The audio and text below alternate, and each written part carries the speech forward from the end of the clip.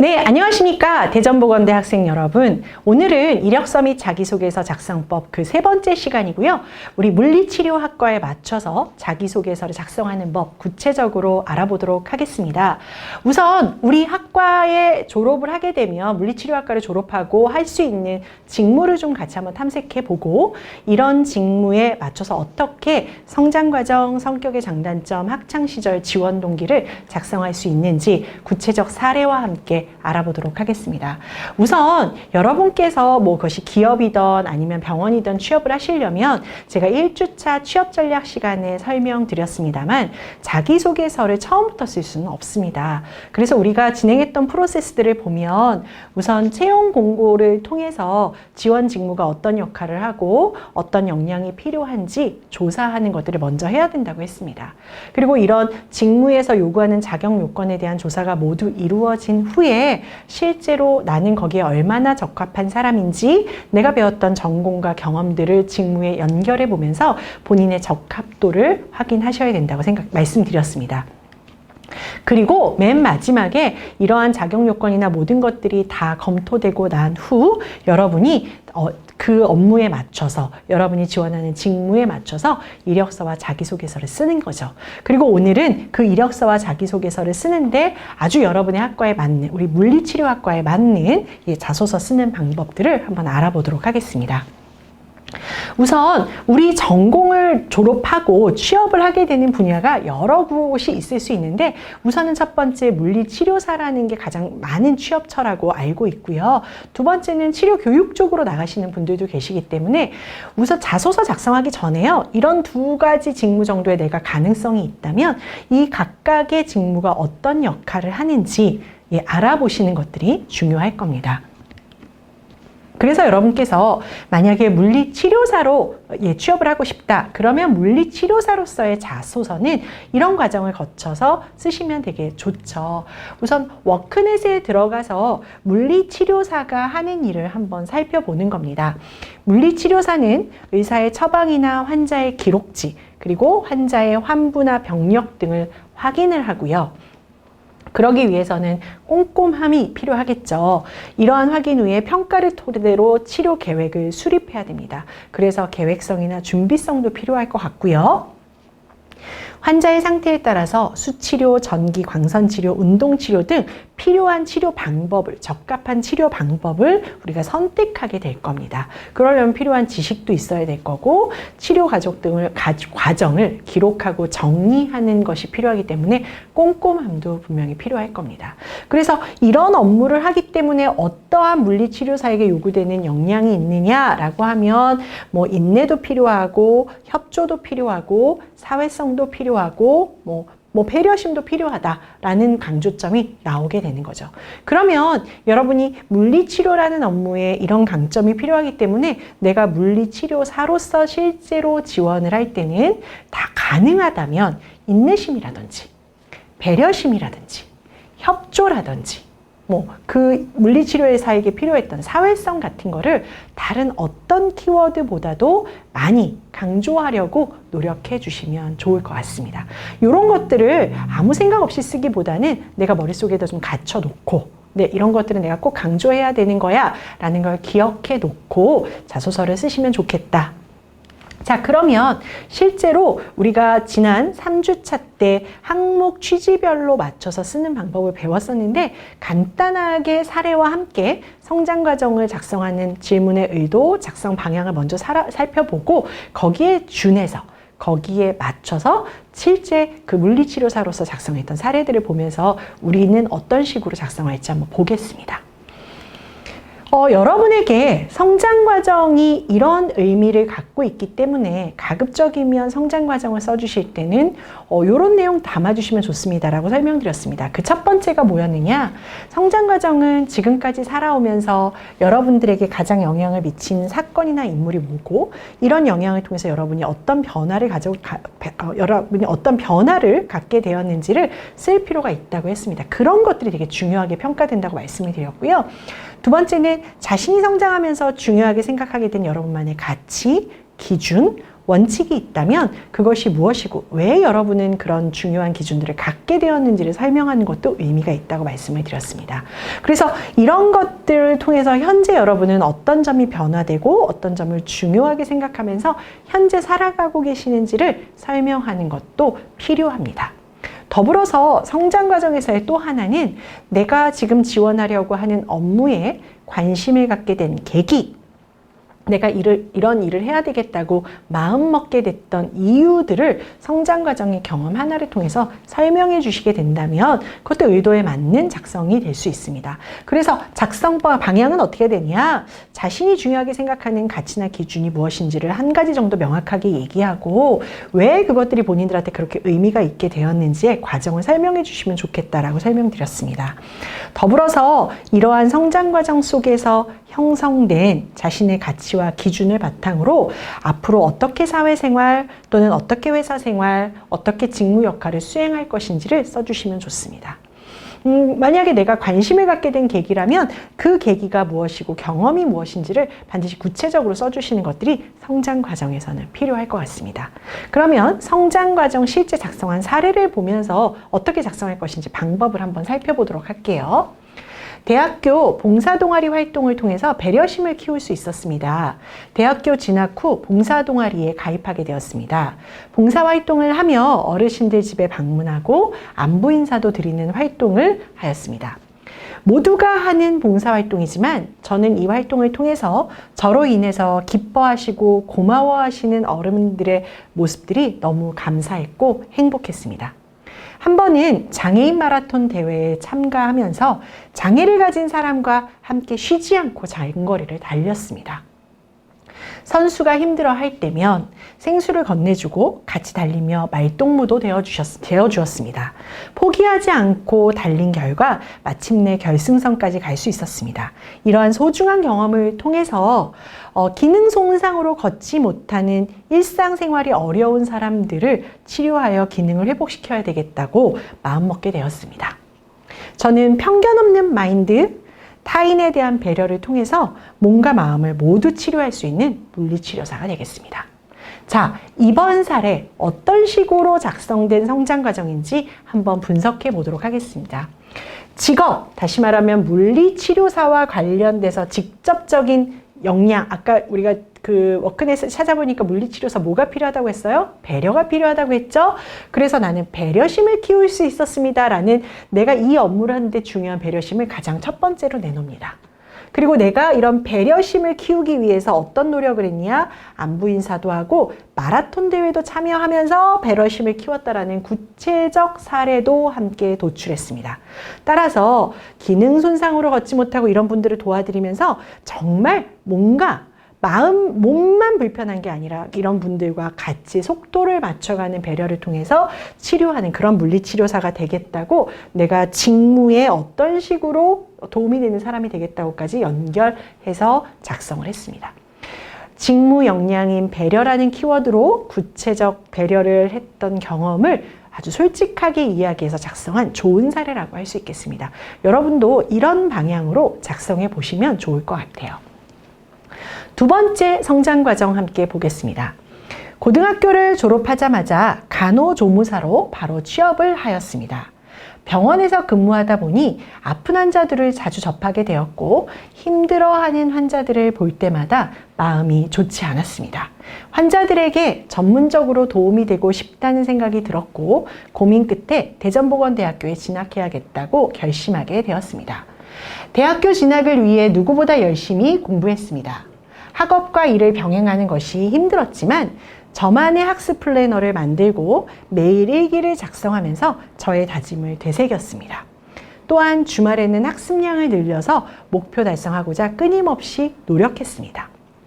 대학을 졸업하고 병원에서 일하게 된다면 아픈 환자에게 먼저 다가가고 치료법에 대해서 지속적으로 공부하여 제 자리에만 안주하지 않고 성실한 사람이 될 것입니다. 힘든 상황 속에서도 항상 목표를 이루려고 노력할 것입니다. 또한 제가 할 수 있는 일을 끝까지 최선을 다하는 그런 물리치료사가 될 것입니다. 자, 여러분 이번 성장 과정은 어떤 것을 주로 주제 또는 테마로 해서 작성한 것 같습니까? 네, 본인이 간호조무사로 취업하고 병원에서 실제 환자를 보면서 내가 환자들에게 그냥 알고 있는 것 가지고만 뭔가 열심히 하는 게 아니라 조금 더 전문적인 지식을 갖고 환자를 도울 수 있다면 더 좋겠다라고 마음을 먹게 된 거죠. 본인이 이런 간호조무사는 사실 고등학교 졸업하고 간호조무사를 하게 되면 아주 일반적인 행정 업무만 하게 되니까 거기에 그치지 않고 실제로 내가 조금 더 나아가서 전문적으로 이분들을 도와주고 싶다는 생각에 공부를 한 거죠. 근데 그런 목표가 생겼기 때문에, 이런 전문성을 쌓고 싶다는 목표가 생겼기 때문에 누구보다 열심히 공부했던 과정을 자신의 경험으로 이야기하게 된 거죠. 그래서 이런 내가 열심히 공부했기 때문에 이제는 단순한 조무 업무가 아닌 이렇게 전문적으로 환자에게 어떻게 다가가는 물리치료사가 되겠습니다라는 경험까지 쓸 수 있었습니다. 그래서 본인의 전문성을 쌓겠다라는 계기를 이루기 위해서 그 계기로 내가 어떻게 노력했는지를 보여준 사례라고 할 수 있겠습니다. 성장과정 사례로 충분히 좋은 것이라고 저는 생각을 합니다. 그래서 성장과정 사례 하나만 더 보고 나서 여러분에게 좀 어떻게 작성하면 좋은지 좀 방향성을 좀 설명을 드리겠습니다. 대학교 2학년 전공 수업이 많아서 학과 공부가 1학년 때보다 버거운 상황이었습니다. 하지만 저는 성적을 떠나서 물리치료 과목을 정말 제 것으로 만들고 싶었고, 동아리 활동을 통해서 제가 공부하고 복습한 것들을 후배들에게 가르쳐주기 시작했습니다. 가르치며 공부하니 제가 막히는 부분도 쉽게 알 수 있었고, 남들에게 이해하기 쉽게 설명하려고 하다 보니 더 열심히 공부하게 되었습니다. 자연스럽게 좋은 성적을 받을 수 있었고, 전공 과목도 제대로 이해할 수 있었습니다. 이후에도 저는 공부를 게을리하지 않고 새로운 지식을 습득하기 위해 하루에 1시간이라는 구체적인 시간으로 공부를 하였고, 다양한 의학 지식을 하기 위해서 영어 공부도 30분씩 했습니다. 앞으로도 물리치료사로서 새로운 지식을 익히는데 주저하지 않고 환자들에게 치료를 잘 설명하고 안심시켜줄 수 있는 물리치료사가 되겠습니다. 어떻습니까, 여러분? 성장 과정에서 내가 어떤 물리치료사가 되고 싶다. 나는 정말로 그냥 성적 따기 위한 게 아니라 내가 진짜 물리치료에 대해서 진심으로 공부하고 이 학문을 조금 연구해보고 싶다, 공부해보고 싶다는 생각에 후배를 가르치면서까지도 제대로 물리치료에 대해서 이해하려고 노력했다. 는 것들이 중심이 됐죠. 그래서 이렇게 이해하려고 노력해서 내가 1시간씩 30분씩 공부했던 이 결과물을 갖고 병원에 입사하게 된다면 이런 부분들을 환자에게 잘 치료하는 데 적용해보는 사람이 되겠다. 열심히 자신의 전문성을 쌓기 위해서 노력했던 것을 써주는 것도 좋은 성장 과정의 경험과 사례가 될 수 있습니다. 자, 제가 첫 번째 항목을 성장 과정을 마무리하면서 여러분께 좀 드리고 싶은 이야기는, 사례를 보시면 사례가 길이도 깁니다. 그리고 막상 어떤 분들은 쟤는 왜 저렇게 경험도 많이 했냐? 저 사례는 왜 이렇게 잘 썼냐? 이렇게 여기 작성된 내용이 잘 쓴 내용들, 내용이 긴 것들을 보면 사실 자기소개서 쓰는 게 부담스러운 분들은 지레 겁먹고 쓰는 것들을 좀 두려워하게 됩니다. 그런데 여러분, 제가 말씀드리고 싶은 그 한 가지는 여기에 쓰여 있는 내용에 대해서 모두 다 여러분도 똑같이 잘 쓰라는, 물론 그러면 너무 좋습니다. 하지만 자소서 쓰는 것 그 자체가 되게 부담스러우신 분들은 제가 소개하는 사례들을 여러분의 사례로 조금 활용해 보시는 것도 좋습니다. 우선 우리는 한 걸음 한 걸음 자소서 쓰는 것들을 연습해 가야 되기 때문에 여기 썼던 사례 중에 나랑 비슷한 사례가 있다면 그것들을 직접 한번 써보시는 것도 좋습니다. 여러분 것으로. 근데 어떤 것들은 내가 병원의 이름이 바뀌거나 전공의 이름이 바뀌거나 이렇게 살짝씩 그 내용을 수정해서 쓰실 수 있다면 저는 그 방법도 되게 좋은 거라고 생각합니다. 모든 좋은 결과는 가장 처음에는 모방에서부터 시작했다고 합니다. 그래서 제가 보여드리는 사례들을 보시면서 적합한 것들이 있다면 좀 활용해서 일단은 2줄이든 3줄이든 LMS상에 업로드될 자소서들을 실제 써가시는 게 중요해요. 강의 되게 잘 들었어요만 하게 되면 강의는 강의로 항상 남는 거기 때문에 여러분의 글이 될 수 없습니다. 그래서 제가 뭔가 강의를 했을 때 이건 여러분 다시 보기가 되시니까 스탑해놓고 내가 내 걸로 한번 써보면서 인용할 부분들이 있나 없나 확인하면서 진행하시는 게 매우 중요하고 좋을 것 같습니다. 이런 방식으로 나머지의 항목들도 한번 작성해 보시면 좋을 것 같아요. 자, 이제는 사례와 함께 작성해보는 성격의 장단점 항목입니다. 제가 성격의 장점과 단점, 어떤 질문 의도를 가지고 있었는지 3주차 때 한번 설명을 드렸었습니다, 여러분. 자신이 생각하는 성격의 강점, 이런 강점을 어떻게 형성하게 되었는지, 그리고 이런 강점을 어떻게 발휘해본 경험은 있는지, 단점이라면, 그래서 이런 강점을 어떻게 회사 생활에 한번 내가 적용해보고 싶은지, 단점이라면 솔직하게 본인이 조금 좀 취약한 부분은 뭔지, 이런 단점을 왜 내가 고쳐야 되겠다고 생각하게 되었는지, 그리고 이런 단점을 고치기 위해서 나는 구체적으로 어떻게 노력하고 있는지들이 이 질문에서 듣고 싶은 내용이라고 설명을 드린 바 있었습니다. 따라서 이런 성격의 장단점을 잘 이해하고 나면 작성 방향도 나올 수 있겠죠. 그 작성 방향의 첫 번째는 여러분이 장점을 명확하게 한 가지 설명하는 게 중요하다고 했습니다.